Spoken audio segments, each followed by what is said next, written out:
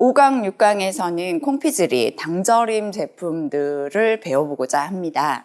콩피즈리는 당과를 의미하는 단어고요.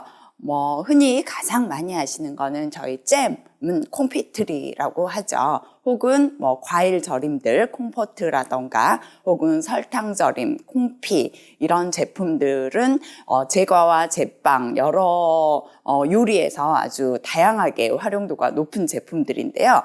그중 5강에서는 잼과 마말레이드를 다루어 보려고 합니다. 잼이라고 하는 것은 북유럽에서 제철 과일들을 오래 보관하기 위해 탄생한 제품인데요. 과일을 설탕에 졸이면 설탕이 과일 속의 수분을 탈수시키고 과일 속에 스며들어 과일 속 수분을 흡착해서 미생물이 번식하지 못하도록 방부작용을 하게 됩니다.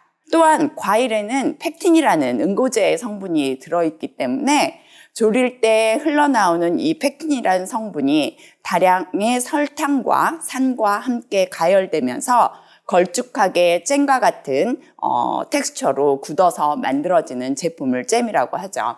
잼의 계라에는 펙틴이 1% 이상 필요하고요. 당도는 55에서 65% 이상, 그리고 산도는 2.9에서 3.4 정도가 필요합니다.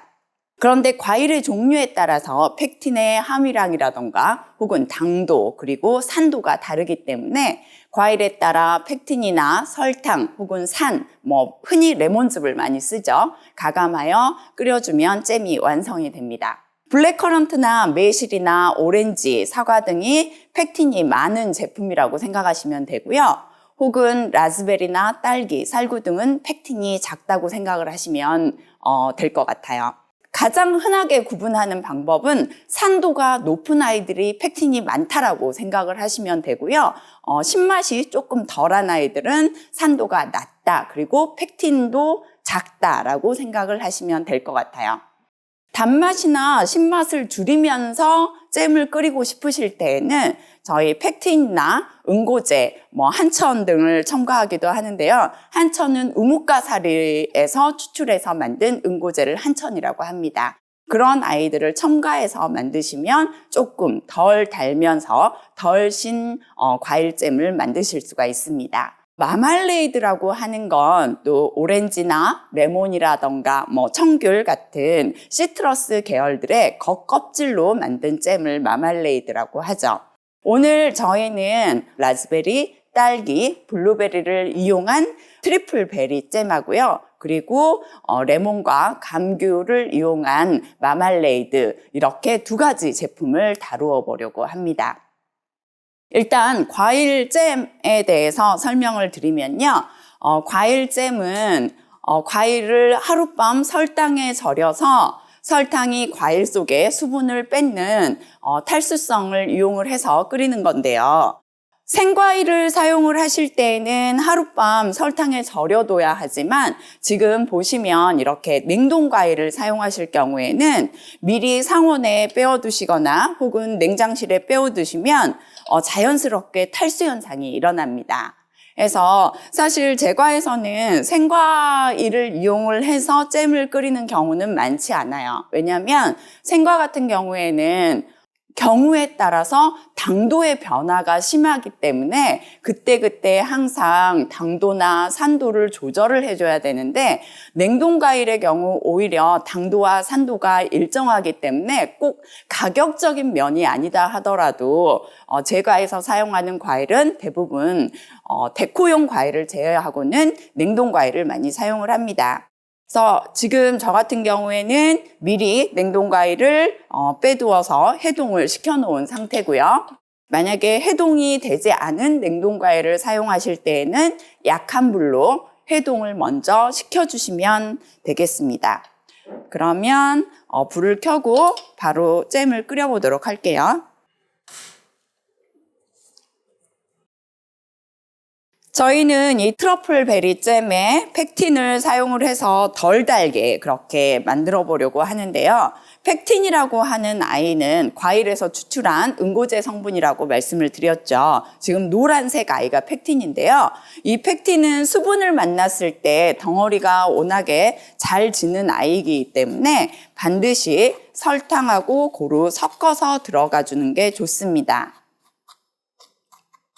그리고 또 이 펙틴이 수분하고 만났을 때 가장 잘 풀어지는 온도가 36도에서 40도 사이라고 해요. 해서 과일을 끓이다가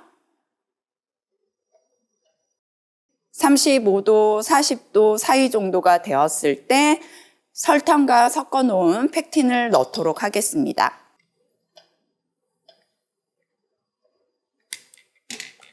설탕과 펙틴을 넣도록 하겠습니다. 펙틴을 넣고는 재빠르게 섞어주어서 펙틴이 덩어리지지 않게 해주셔야 하고요.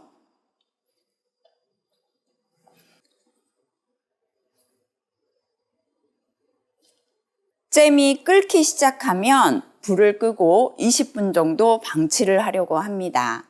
그 이유는 설탕이 과일 안으로 침투를 할 때 너무 급격하게 침투를 시키려고 하면 과일 속에 수분도 제대로 빠져나오지 않고 끓기 시작하죠. 불을 끄고 20분 정도 방치시키도록 하겠습니다.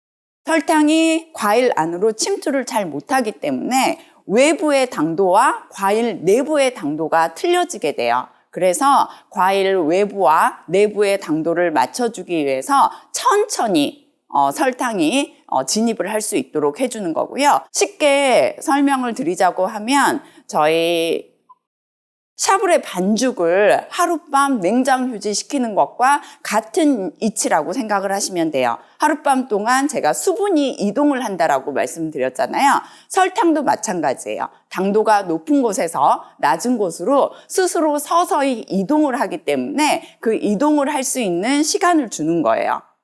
이렇게 과일 속 내부의 당도와 겉의 당도가 일치를 해야 보존성을 높여주고 방부작용을 가지고 올 수가 있거든요. 그래서 설탕이 침투할 수 있도록 시간을 주도록 하겠습니다. 네, 20분 동안 지금 설탕이 침투할 수 있도록 시간을 주었고요. 다시 불을 켜고 끓이도록 하겠습니다.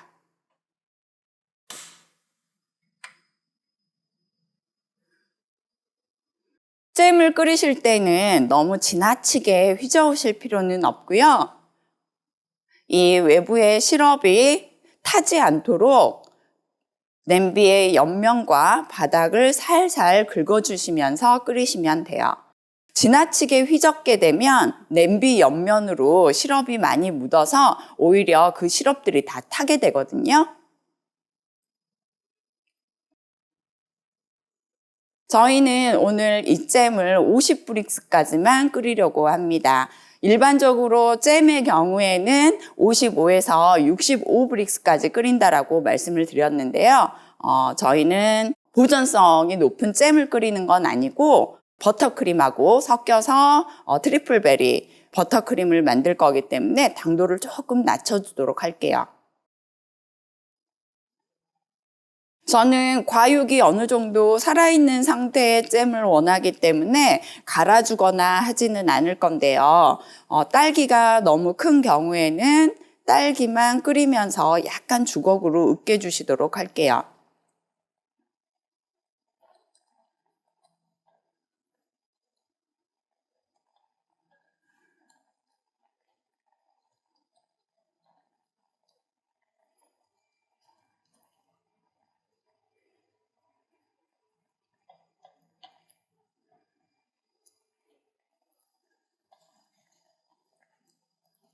버터크림과 섞기 위한 잼이 아니라 저희 보관성을 위한 잼을 끓이실 때에는 끓이신 이후에 열탕 소독한 병에 담아 보관을 하셔야 하는데요. 열탕 소독한 병에 잼을 담은 이후에 다시 한번 중탕으로 병채 살균을 시켜주셔야 합니다. 중탕을 하시다가 잼 내부의 온도가 85도까지 올라오게 되면 뚜껑을 한번 열어주시고요. 병 뚜껑을 아주 살짝 열면 내부의 공기가 밖으로 빠져나와 진공 상태가 이루어지게 됩니다. 그렇게 하시고 다시 뚜껑을 닫아 보관하시는 게 올바른 잼의 포장법이고요. 보통 잼의 경우에는 과일과 설탕의 비율이 1대1로 들어간다라고 생각을 하시면 55에서 65브릭스 정도를 맞추실 수가 있습니다. 그런데 요즘의 추세는 그렇게 달게 만드는 추세가 아니라서요. 요즘 분들 많이 설탕에 대해서 거부감을 가지고 계시죠. 그래서 2대1 정도의 비율로 많이 잼을 끓이세요. 과일 2에 설탕 1 정도라고 생각을 하시면 되고요. 네, 오늘 저희는 그보다 설탕을 더 줄여주었죠. 근데 설탕을 이렇게 많이 줄여주셨을 때는 반드시 팩틴을 첨가를 해 주셔야 해요. 아니면 이 잼의 농도가 나올 때까지 계속 끓이게 되면 어차피 수분이 줄어서 당도가 올라가게 되거든요. 그래서 설탕을 줄인 의미가 없어져요.